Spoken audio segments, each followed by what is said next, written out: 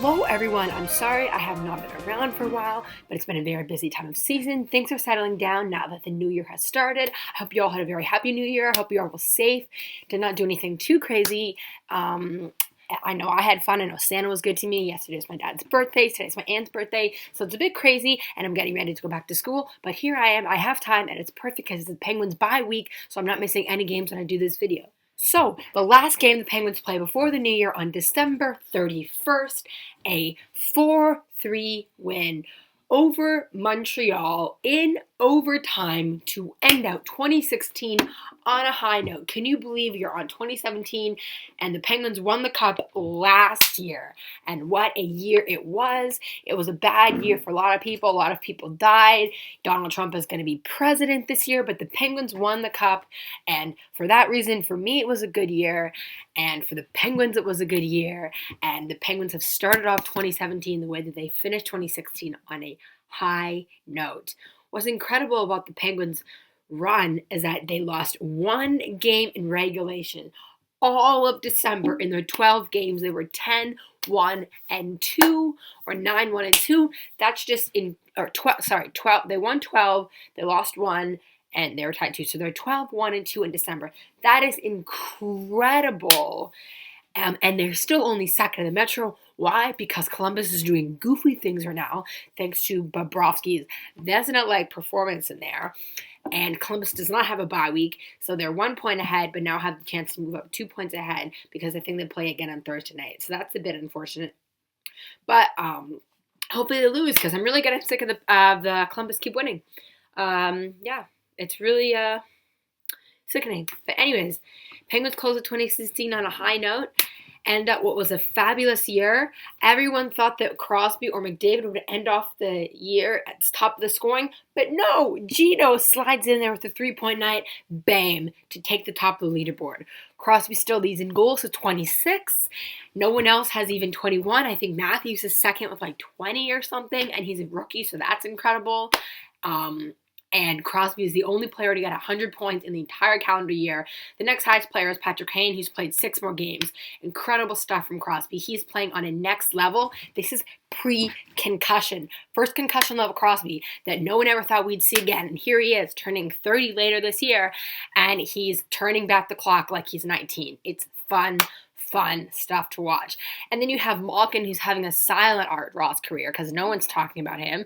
And then you got Kessel in there, who only has 12 goals and has 24 assists. And he's been killing it on Gino's line. And then you have Justin Schultz, who's channeling the player that he thought he would be. He's looking like Chris Letang, and he's only getting $1 million. He is going to get paid. And then you have Marc-Andre Fleury, who started off the season, did not play well overall, but has really improved and has played much better lately. And he was excellent against Montreal, excellent his game before that. And Matt Murray will come back and will probably get into a groove and play a lot more games.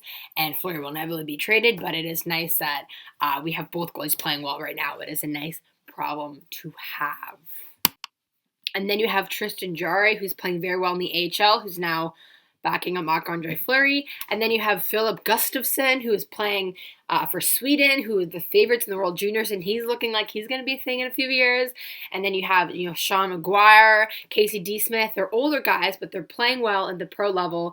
And the Penguins really have become a goalie factory and a winning factory. Like, I thought they would have a Stanley Cup hangover, but they have just been on fire lately. Ever since, it's been just over a year since Mike Sullivan took over, and they have not looked back. Except for the time when they lost 4 straight games in regulation when he took over, the Penguins have not lost back-to-back games in regulation in a calendar year. Not in all of 2016 have they lost back-to-back games in regulation. That is incredible. That's got to be some sort of record. I don't think that's ever been done before. Certainly not by the Penguins. I don't know if it's ever been done by anyone. That's an incredible feat that the Penguins have not lost back-to-back games in regulation in an entire year. What's even more incredible is that when the Penguins are down by 2 goals, they are 500. They can come back from games. They can also, and when they've been up by 2 goals, going into the third period, they have won and not lost a single game. So they can come back and win. They can stay and win. They know how to keep a lead, and they know how to come back from a lead. That is resiliency. That is a team that's experienced. That is a team that knows how to win. And it's virtually the same team as last year. And provided that they can stay healthy, which they've been running into injury problems lately, the Penguins can make a deep run, I think, again. Repeating is very difficult because, things have to go pretty much perfectly right, and it's really, really hard to repeat. But I thought Tampa Bay would be their biggest threat in the East, and Tampa Bay has not looked good. They really missed Stamkos. Bishop did not play well. No, he's injured, and Vasilevsky has not played well in his absence, and they don't really have anyone behind him. They don't have confidence in Guslevskis. So there's not really anyone else that can pose a big threat. Montreal, you could say, yeah, but Carey Price has not played well lately, even though they're still winning. He's not looked like the Carey Price that we thought he would be. Columbus, I don't think they're for real at all. Washington, I think, would definitely still be their biggest threat right now. So if their team is definitely going to be a team that's in the Metro that's challenging them. New York Rangers, yeah, you could say they have Henrik Lundqvist, but I think the Penguins have solved Henrik Lundqvist. Both games have played against him this year. They've got 6 or 7 goals. So he seems to be scared of them now for some reason. Knock on wood, let's hope it stays that way. But the Penguins are looking every bit the contender that they were pretty much last year from when Sullivan took over onward. And the team has never been more fun to watch than I think now. It's really fun seeing players like Justin Schultz revive his career. And the way that the team was able to win without Chris Letang recently just shows the depth on the team. Even though the defense is not great, and without Brian Dumoulin, it's even less great. But they have 4 deep lines. You can pop in Eric Fehr because Thomas Kuhnhackl is injured right now. And while Fehr is not great, he's not a huge liability, not like they have had in the past. And when you have the young guys chipping in the way they have, like Connor Sheary's been an excellent surprise. He still makes less than $1 million. Brian Rust makes less than $1 million. Scott Wilson makes less than $1 million. Matt Murray makes only like $670,000. Brian Dumoulin's making like $800,000. When you have a lot of cheap guys you can plug in that are performing well, that is how you build a team. And that is what Ray Shero and Dan Bylsma were missing from the Penguins for years and years. And finally, Jimmy R and Mike Sullivan are getting it right. And it is so fun to watch. The team looks like they're having fun. Everyone gets along really well.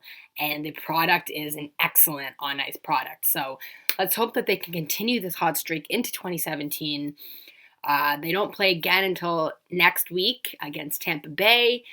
Those are always interesting games. Hopefully Matt Murray is back by then because he's only supposed to be week to week and they have that bye week. So I think he should be ready to go. Dumoulin will still be a while, but Rudwall has actually been decent in his absence, and Justin Schultz really picked up slack, and now Letang is back. So I definitely think that this team can do some damage. I wouldn't be surprised if they finish first in the Metro. Because I don't think Columbus is going to keep this up. And while Crosby's on pace to score 65 goals right now, I don't see that happening, but he's shooting a lot more than he usually does. Yes, his shooting percentage will go down, but generally it is very high, on 15%, which is higher than most players. So I think he could have another 50-goal season for sure. And it'd be really nice if he could snatch that at Ross from Connor McDavid and say, I'm not ready to give it my best player in the world title yet, because he certainly looks like he has not ready, and he is playing this well into his 30s, and it's absolutely insane. So that's all I have for this video. Please like if you like, subscribe if you really like it, tell all your friends, share with everyone, and I'll see you next week when the Penguins face Tampa Bay. All right, bye for now.